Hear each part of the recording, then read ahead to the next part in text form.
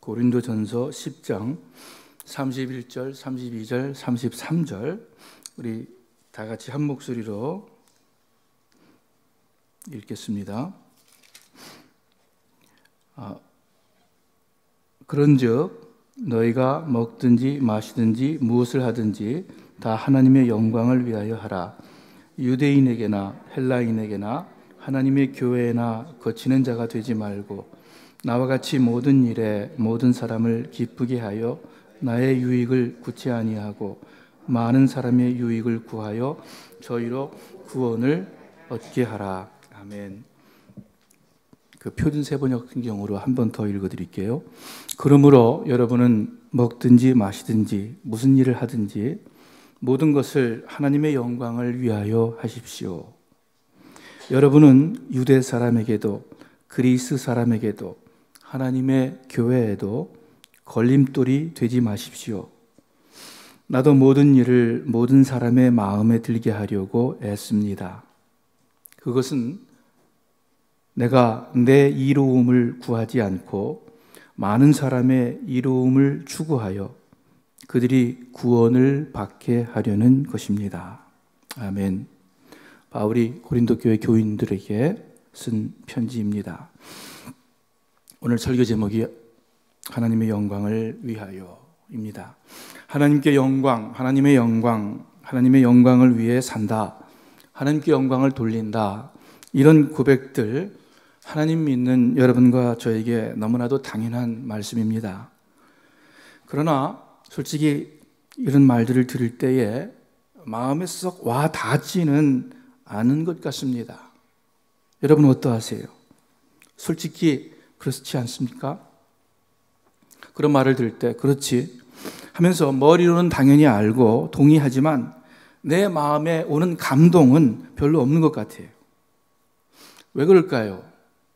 하나님의 영광을 위하여 참 귀하고 중요한 말인데 왜 별로 감동이 없을까요? 그것은 아마 우리가 너무 많이 들어서 아닐까 생각합니다. 설교에서, 찬송에서, 간증에서, 성경 공부 때 또 교인들의 대화 가운데 교회에서 아주 자주 듣습니다. 교회 안뿐만 아니라 교회 밖에서도 종종 들어요. 지난번에 텔레비를 보는데 가수가 어떤 상을 받으면서 그 소감을 이야기하라 그러니까 하나님께 영광을 돌립니다. 이렇게 고백을 하더라고요. 그래서 참 많이 듣는 표현입니다. 그러다 보니까 우리가 그 말에 좀 둔감하게 되지 않았나. 또한 그 하나님의 영광을 위하여라는 어구 자체가 관념적이고 좀 추상적입니다. 그래서 우리 마음에 실제적이고 구체적으로 전달되는 어떤 그 가슴의 울림이 부족하지 않나. 그런데 더 중요하게 하나님의 영광을 위하여라는 그 정말 영광되고 귀중한 말이 종종 진정한 의미 없이 그냥 말로 끝나는 경우가 있기 때문에 그렇습니다. 이를테면은 교회 건물을 건축하고 입당 예배를 드리면서 우리가 항상 듣는 말이 있어요. 모든 영광을 하나님께 돌립니다. 이렇게 이야기를 합니다. 그런데 정말 진정으로 하나님께 영광을 돌리는 그런 분위기보다는 이런저런 좀 사람이 인정받고 영광을 받는 좀 그런 분위기를 우리가 종종 접하기 때문에 그와 비슷한 어떤 상황 가운데 그런 삶 속에서 나도 모르게 하나님 영광을 위하여라는 어구가 그냥 말이 됩니다. 부정적으로 말하면 하나님께 영광을 이라는 그런 귀한 말씀이 안녕히 주무셨어요. How are you doing? 이런 이렇게 의례적인 표현, 어떤 관용구가 된 것 같습니다. 그래서 하나님의 영광을 위하여라는 그 참 대단한 표현일지라도 우리의 가슴을 별로 울리지 못한다고 압니다. 그러나 오늘 아침 우리 다시 한번 기억하시기를 바랍니다. 흔히 듣는 관용구처럼 되었다 하더라도 이 말씀을 다시 한번 여러분과 저의 마음 가운데 새롭게 새기기를 바랍니다. 하나님의 영광을 위하여. 이것이 성경 말씀입니다. 먹든지 마시든지 무엇을 하든지, 즉 우리 삶의 모든 부분, 모든 내용이 하나님의 영광을 위한 것입니다. 우리가 매일 일상생활에서 하나님께 영광을 돌리는 것입니다. 하나님의 영광을 위하여. 좀 아까 추상적인 표현이라 그랬는데 좀 더 쉬운 말로 하면 무엇이겠습니까? 우리가 늘 듣는 이 하나님의 영광을 위하여, 그 말 뜻이 뭐예요? 영광을 네이버 사전에서 찾아보니까 빛나고 아름다운 영의 이름이란, 빛나고 아름다운 이름, 그것을 이렇게 높인다 하는 뜻이죠. 그러면은 하나님의 영광을 위한다는 것은 빛나고 아름다운 하나님의 영예를 위한다는 것이죠. 즉 하나님의 이름을, 하나님을 존귀하게 여기고 아주 높이는 것, 그것이 하나님의 영광을 위하는 것입니다. 또한 하나님을 기쁘시게 하는 겁니다. 그러므로 하나님의 영광을 위해 산다 하는 것은 우리가 특별한 무엇을 하기 전에 먼저 내 마음과 삶 속에서 하나님의 이름이 가장 고귀하고 가장 높아지는 것입니다. 더 나아가 부족한 나의 삶을 통해서라도 주위의 사람들이 하나님을 알게 되고 하나님의 이름을 높이게 되는 그런 삶을 사는 것입니다. 나로 인해서 다만 몇 사람의 삶 속에서라도 하나님께서 높임받고 영광 받으신다면, 즉 그 사람들이 진정으로 하나님 사랑합니다, 주님 높입니다 하게 된다면 우리가 하나님의 영광을 위해 사는 것이고, 그리고 이보다 더 귀한 일이 없을 것입니다. 이 설교 제목인 하나님의 영광을 위하여, 오늘 아침 다시 한번 여러분과 저의 마음 가운데 깊이 새기시기를 바랍니다. 제일 첫 번째 부분에 먹든지 마시든지 무엇을 하든지 이렇게 말씀하고 있습니다. 우리가 하나님의 영광 할 때에 사람들이 오해하기 쉬운 것이 하나 있어요. 하나님께 영광 돌리는 것 하면 무엇인지 거룩하고 성스럽고 어떤 교회적인 일이어야 할 것 같습니다.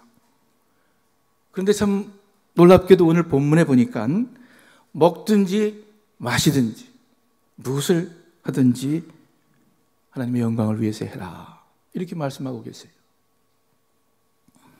이 말씀이 바울의 어떤 문학적인 표현일지라도 여기서 먹든지 마시든지 라는 문자적 의미가 그대로 있습니다. 즉 먹는 일을 통해서도 하나님께 영광 돌린다는 것입니다. 또 먹는 것의 목적도 궁극적으로는 하나님의 영광을 위하는 것이에요. 마시는 것도 하나님의 영광을 위하는 거예요. 즉 하나님의 영광을 위하는 삶, 하나님을 존귀하게 여기고 높이고 하나님을 기쁘시게 하는 일은 매일매일 우리의 생활 속에서 이루어지는 것입니다. 내가 일하는 일터에서 또는 집안의 부엌에서 친구나 친지, 교회 식구들을 만나서 이야기하는 식당 테이블에서, 어떤 카페에서, 지나가는 길거리 모퉁이에서, 바로 그러한 자리에서 하나님의 영광이 드러날 수 있고 또 드러나야 된다는 것입니다. 그런 곳에서, 모든 상황에서 우리가 하나님을, 다른 분이 아닌 하나님을 기쁘시게 할 수 있는 것입니다. 작은 수호자에게 냉수 한 그릇 준 것이 하나님께 큰 영광됩니다. 그렇죠? 하나님을 기쁘시게 하는 거예요. 주위에 어려운 사람을 집으로 초대하는 것, 하나님에게는 나중에 상 주시는 그러한 큰 일입니다. 우리 서로 형제자매를 향한 친절한 말 한마디, 형제자매를 향한 위로와 격려의 말 한마디가 하나님께는 지극한 큰 영광이 되는 거예요. 어떻게 매일매일의 모든 일상이 하나님의 영광을 위해서 이루어질 수 있을까? 분명 먹든지 마시든지 무엇을 하든지 말씀하셨는데, 쉽게 생각해서 교회에 봉사하는 것, 하나님의 영광을 위해 하는 것 같습니다. 그렇죠? 직장에 나가서 열심히 일하는 것, 또는 건강을 위해서 열심히 운동하는 것도 하나님의 영광을 위하는 것과 연관시킬 수 있어요. 그런데 여러분, 식당에 가서 맛있는 음식을 먹는데 이 하나님의 영광과 관련이 될까? 골프 좋아하시는 분들 골프 치면서 내가 하나님의 영광을 위해서 힘차게 스윙을 한다, 그렇게 생각해 보신 적 있어요? 없을 것 같아요.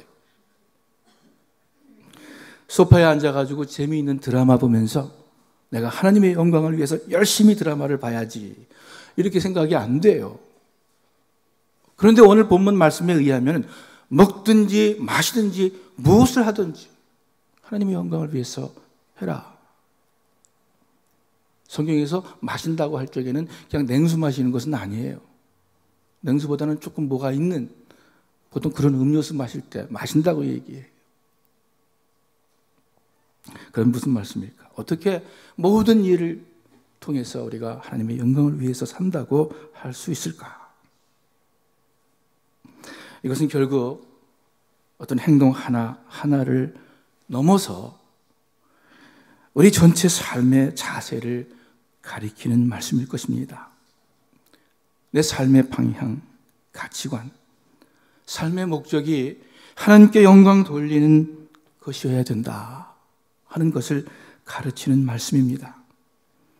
여러분과 제 마음이 하나님을 향하고 우리 삶의 가치가 온전히 하나님을 높이고 하나님을 기쁘시게 하는 것이 될 때에 우리의 모든 일상은 하나님의 영광을 위하는 것입니다. 하루 세 끼 먹는 것, 직장생활 하는 것, 운동하는 것, 여행 가는 것, 음악을 듣는 것, 오락하는 것, 그 모든 것이 하나님의 영광을 위한 삶의 부분이 될 것입니다. 다시 말하면 우리 삶의 궁극적인 목적은 하나님의 영광을 위하여 사는 것입니다. 또 다시 말하면 우리 삶의 진정한 의미는 하나님의 영광을 위해 살아가는 것입니다. 그러므로 어떤 사람이 하나님의 영광, 즉 하나님을 높이시고 하나님을 기쁘시게 하고픈 그런 마음을 가지고 그런 삶을 살고자 할 때에 그 사람은 인생의 목적을 달성한 사람이에요. 인생의 의미를 발견한 사람이에요. 그러나 아무리 돈을 많이 벌어도, 그래서 밀리언어가 되고 빌리언어가 되었다 하더라도, 또는 아무리 공부를 많이 해서 박사가 되고 지식을 쌓았다 하더라도, 아무리 세상의 권력을 쥐고 아무리 명예가 올라갔다 하더라도 창조주 하나님, 그 하나님, 나를 지으신 하나님께 영광을 돌리고자 하는, 하나님을 존귀하게 높이는 그런 마음을 모르는 삶이라면 인생의 목적을 모르는 거예요. 이루지 못한 거예요. 인생의 의미를 찾지 못한 사람이에요. 어떤 시인이, 우리 한국 시인, 그 시의 맨 마지막이 이렇습니다. 왜 사냐건, 아시죠? 뭐예요? 왜 사냐건. 그건 왜 사냐고 묻거든. 왜 사냐건, 아시는 분이 별로 없나 봐요. 웃지요. 왜 사냐고 묻거든 웃지요. 이렇게 시를 맺습니다. 멋있다면 멋있고 허무하다면 허무한 그러한 글귀입니다. 여러분에게 왜 삽니까? 라고 물으면 이 시간에 뭐라고 답하겠어요? 뭐라고 답하시겠습니까? 돈 벌기 위해서 삽니다. 또는 돈 버는 재미로 삽니다. 혹시 어떤 분들은 먹기 위해 삽니다. 자랑하기 위해, 뻐기기 위해 삽니다. 그렇게 말하시는 분들은 없을 거예요. 그러나 고상하게 표현하면은 입신양명하기 위해서 삽니다. 많은 분들이 그렇죠. 입신양명. 내 이름 내는 거죠. 옛날부터 우리 한국에서는 입신양명하는 것이 부모에게 효도하는 거라고 장려를 했어요. 그것이 삶의 목적이 되는 경우가 많을 거예요. 어떤 분은 그냥 살죠. 왜긴 뭐요? 그냥 사는 거죠. 하나님께서는 여러분과 제가 인생을 살아야 할 목적과 의미를 명확하게 가르쳐 주셨습니다. 그 하나님의 영광을 위하여 천지 만물을 지으시고 그 가운데 여러분과 저를 지으신, 우리의 인생을 내신 그 하나님의 이름을 존귀하게 높이라고, 그 하나님을 기쁘시게 하는 삶을 살라고, 그러한 목적과 의미를 우리에게 명확히 가르쳐 주셨습니다. 뿐만 아니라 다른 사람들에게도 그 높고 귀한 주님을 전하기 위해서 그 목적으로 우리를 지으셨습니다.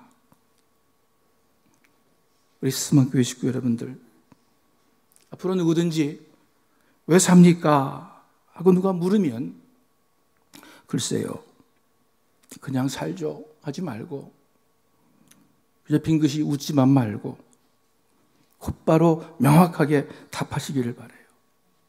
하나님의 영광을 위하여 삽니다. 하나님 높이기 위해서 내 마음, 내 삶 가운데 하나님을 존귀하게 하고 하나님을 기쁘시게 하기 위해서 삽니다. 그것이 내 삶의 목적이고 가치입니다. 나를 사랑하사 나를 위하여 자기 몸을 버리신 우리 주님을 위해 삽니다. 그 귀한 사랑과 은혜를 전하기 위해서 삽니다. 나를 지으신 창조주 하나님 아니십니까? 당연히 그 하나님을 가장 귀히 여기고 그분의 뜻에 따라 삽니다. 이렇게 아주 그냥 곧바로 대답할 수 있기를 바라요. 머뭇거릴 필요 없이, 생각할 필요 없이 하나님의 영광을 위하여, 하나님의 영광을 위해서 삽니다. 먹든지 마시든지 무엇을 하든지.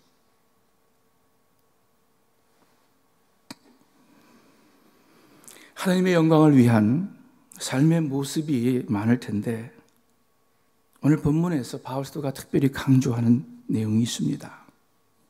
그것이 무엇이에요? 32절 보니까 유대인에게나 헬라인에게나 하나님의 교회에나 거치는 자가 되지 말고 나와 같이 모든 일에 모든 사람을 기쁘게 해서 나의 유익을 구치 아니하고 많은 사람의 유익을 구하여 저희로 구원을 얻게 하라. 여러분도 나처럼 매사에 모든 사람을 기쁘게 하도록 노력하십시오. 나는 내 자신의 유익을 생각하지 않고 많은 사람들의 유익을 생각하며 그들이 구원을 얻도록 애쓰고 있습니다.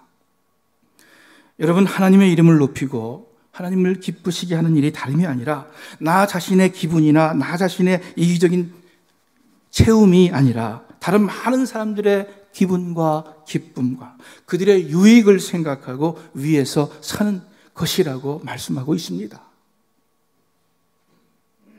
고린도 교회 성도들 간에 문제가 있었습니다.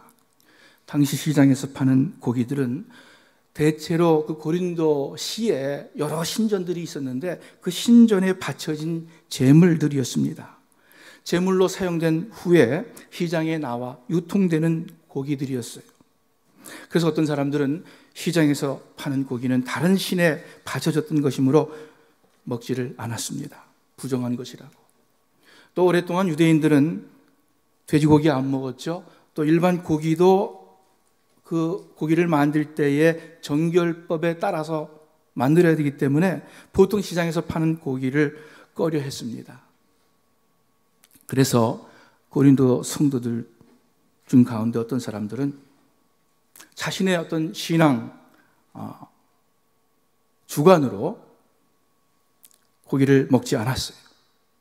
그런데 또 다른 어떤 사람들은 무슨 다른 신이 어디 있느냐, 하나님밖에는 다른 신이 없는데 하면서 모든 음식을 감사함으로 먹으면 된다. 다 하나님이 내신 것이다.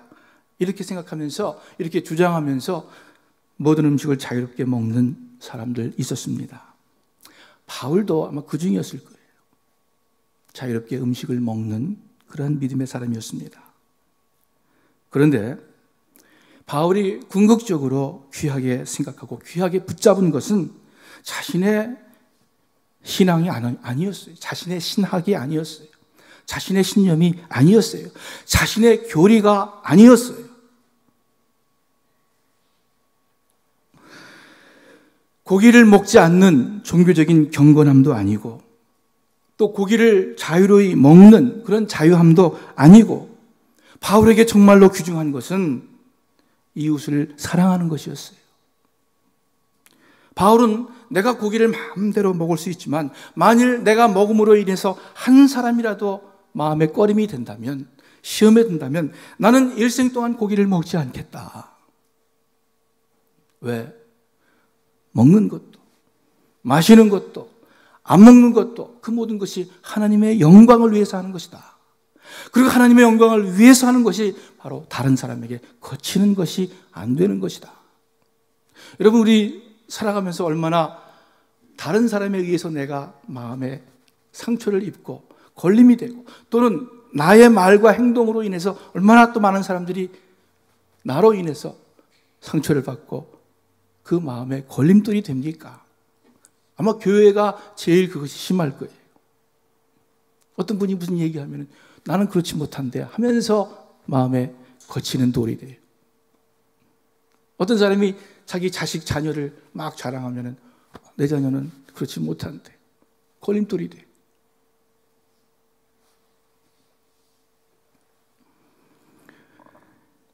(32절에) 유대인, 헬라인이 나옵니다.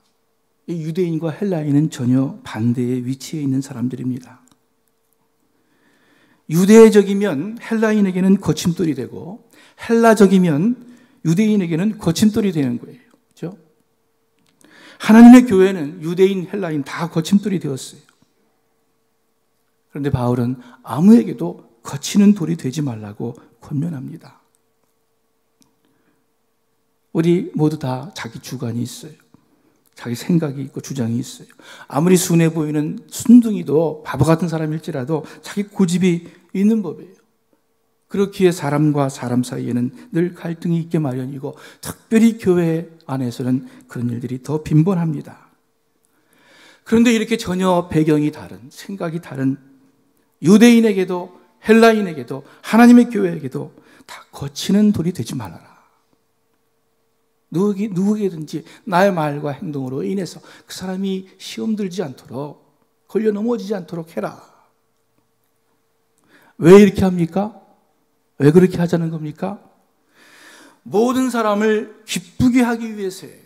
나를 기쁘게 하기 위해서가 아니라 내 만족을 위해서 하는 것이 아니라 그 사람의 만족을 위해서, 그 사람의 기쁨을 위해서 그렇게 하자는 거예요. 또는 내 편, 내가 좋아하는 사람, 내 가족만이 아니라 유대인에게든지 헬라인에게든지 나랑 타입이 다른 사람이든지 사상이 다른 사람이든지 간에 할 것 없이 모든 사람을 기쁘게 하기 위해서입니다. 하나님의 영광을 위해 사는 하나님을 믿는 여러분과 저, 우리 모두가 하나님을 기쁘시게 하려는 그런 좋은 마음이 있다고 믿습니다. 하나님께서 그것을 주셨다고 믿어요. 이 자리에 앉아 계신 모든 분들의 마음 가운데 그래도 내가 하나님을 좀 기쁘시게 하는 삶을 그래도 좀 살아야지 하는 마음들이 다 있어요. 여러분, 하나님을 위해서 하나님을 기쁘시게 하려는 그러한 삶을 살고자 하는 마음이 조금이라도 있다면은 이웃을 기쁘시게 하길 바랍니다. 옆에 있는 사람을 기쁘게 하는 것이 하나님 기쁘시게 하는 거예요. 신앙은 다른 것이 아니에요. 옆 사람을 기쁘게 하는 거예요. 여러분, 전도가 무엇입니까?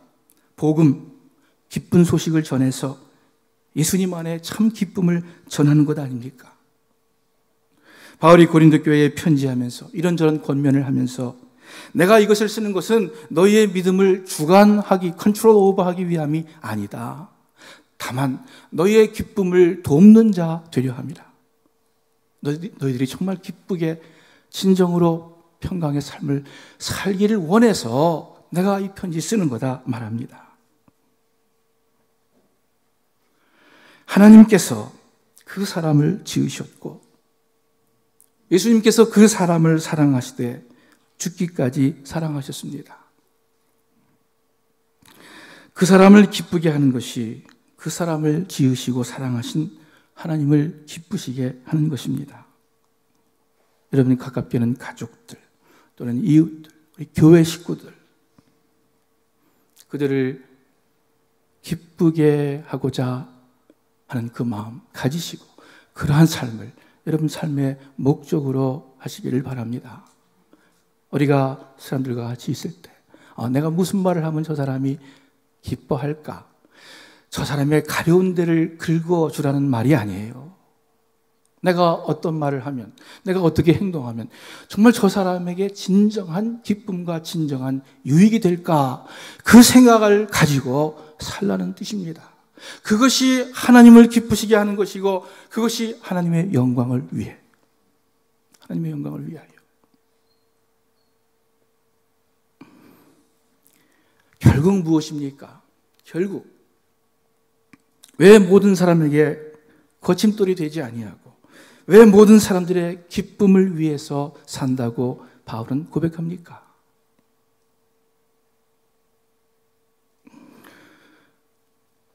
고린도전서 9장에 그 전의 전장에 이렇게 말씀하고 있어요. 제가 읽어드릴게요. 고린도전서 9장 19절부터 쭉 나와 있는데 바울이 이렇게 고백합니다. 나는 어느 누구에게도 얽매이지 않은 자유로운 몸이지만 많은 사람을 얻으려고 스스로 모든 사람의 종이 되었습니다. 유대 사람들에게는 유대 사람을 얻으려고 유대 사람 같이 되었습니다. 율법 아래에 있는 사람들에게는 내가 율법 아래에 있지 않으면서도 율법 아래에 있는 사람을 얻으려고 율법 아래에 있는 사람 같이 되었습니다.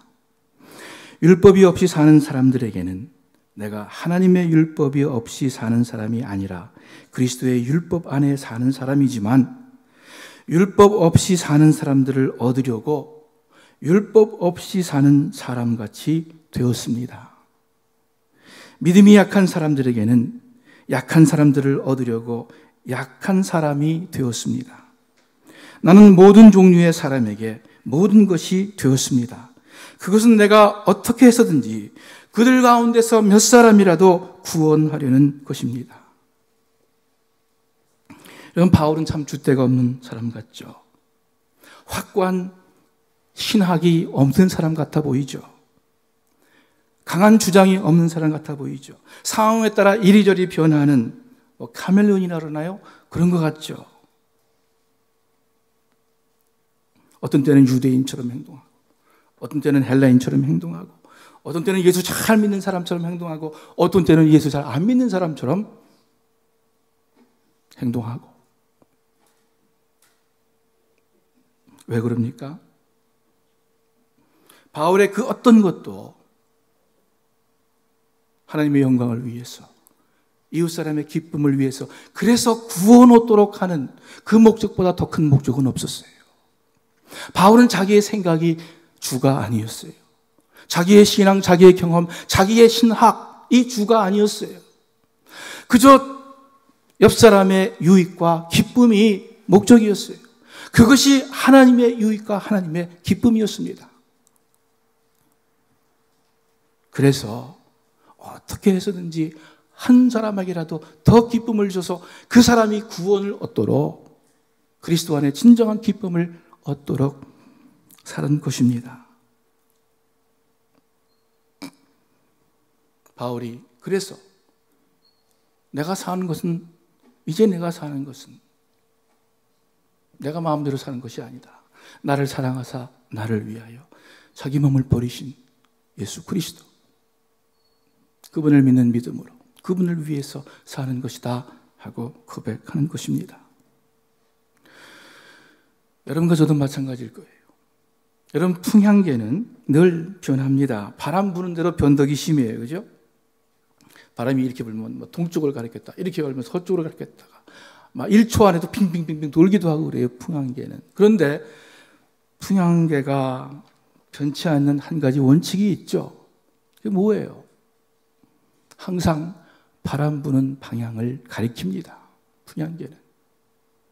바울은 어떤 때는 유대인처럼, 어떤 때는 헬라인처럼, 어떤 때는 공화당처럼, 어떤 때는 민주당처럼, 어떤 때는 보수처럼, 어떤 때는 진보처럼 살았지만 그의 가장 큰 일생일대의 원칙이 하나 있었어요. 그것은 이웃의 유익을 위해서.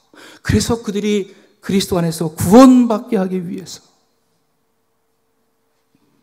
그 원칙을 가지고 산 분입니다. 우리가 요새가 아니라 벌써 오래전부터 어떤 비전이라는 단어를 많이 듣습니다. 비전. 여러분들의 비전이 뭐예요? 우리 교회의 비전이 뭐예요? 이 비전이 뭘까? 제가 비전이라는 단어에 대해서 별로 큰 매력을 못 느끼고 있었는데, 비전이 뭘까 생각하다가 어떤 글에서 보았어요. 비전은 우리가 이 세상에서 가장 소중히 여기는 일, 생각할 때 우리의 가슴을 뜨겁게 하고 뛰게 하는 그 무엇, 그것이 비전이다. 그것이 비전일 것이다. 맞는 말씀이에요. 여러분, 무엇이 여러분에게 제일 가치 있고 소중합니까? 그 일을 생각할 때, 이 덤덤한 사람이라 할지라도 그 일을 생각할 때 그래도 조금이라도 마음이 뜨거워지는 것이 무엇입니까?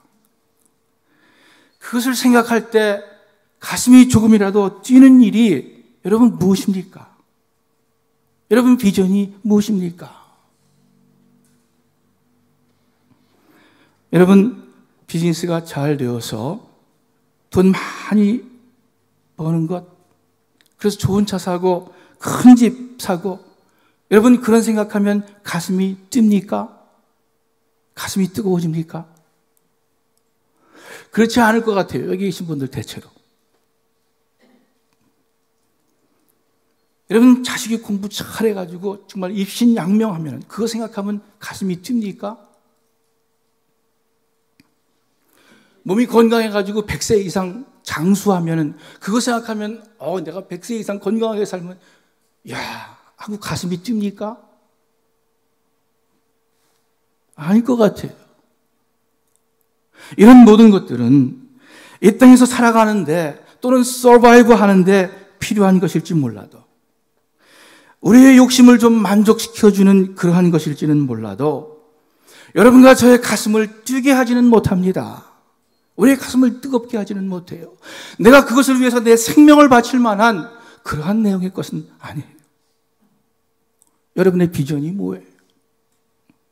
여러분의 가슴을 뜨겁게 하는, 뛰게 하는 그것이 무엇입니까? 여러분 일생에 가장 소중한 것이 무엇입니까? 여러분 생애에 가장 귀한 것이 무엇입니까?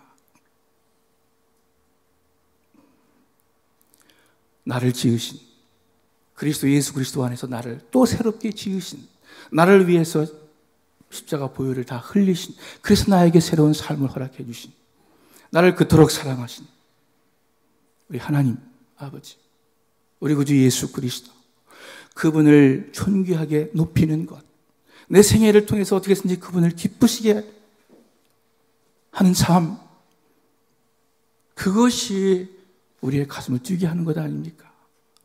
그것만이 정말 가치 있는 일 아닙니까?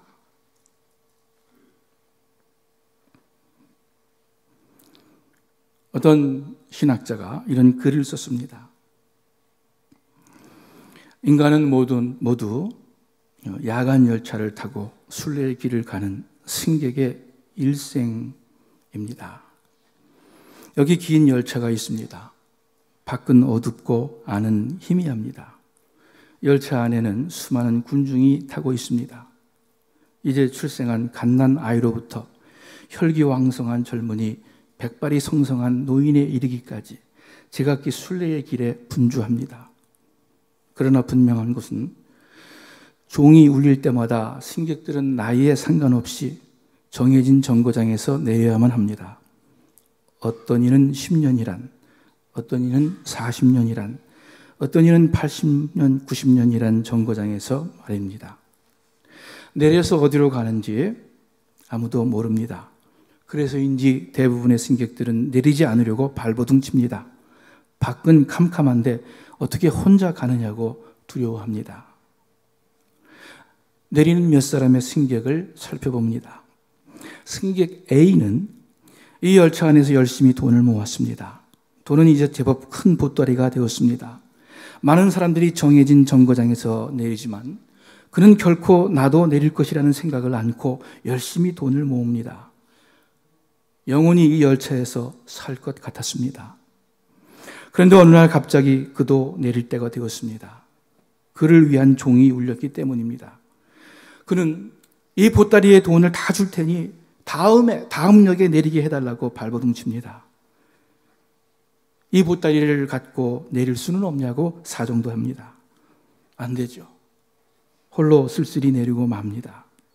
이 열차를 내릴 때에는 아무것도 소유할 수 없이 몸만 내려야 하기 때문입니다. 승객 B는 열차에서 열심히 무엇인가 쓰고 있습니다. 시인이었습니다. 어느 날 그도 결국 내리게 되었습니다. 그가 내린 후 많은 사람들은 그가 남긴 글을 읽으며 감격하고 그의 정신과 호소에 감동을 합니다. 사람들은 그가 남긴 글을 통하여 그를 기억하고 있습니다. 그는 떠났습니다. 승객 C가 있습니다.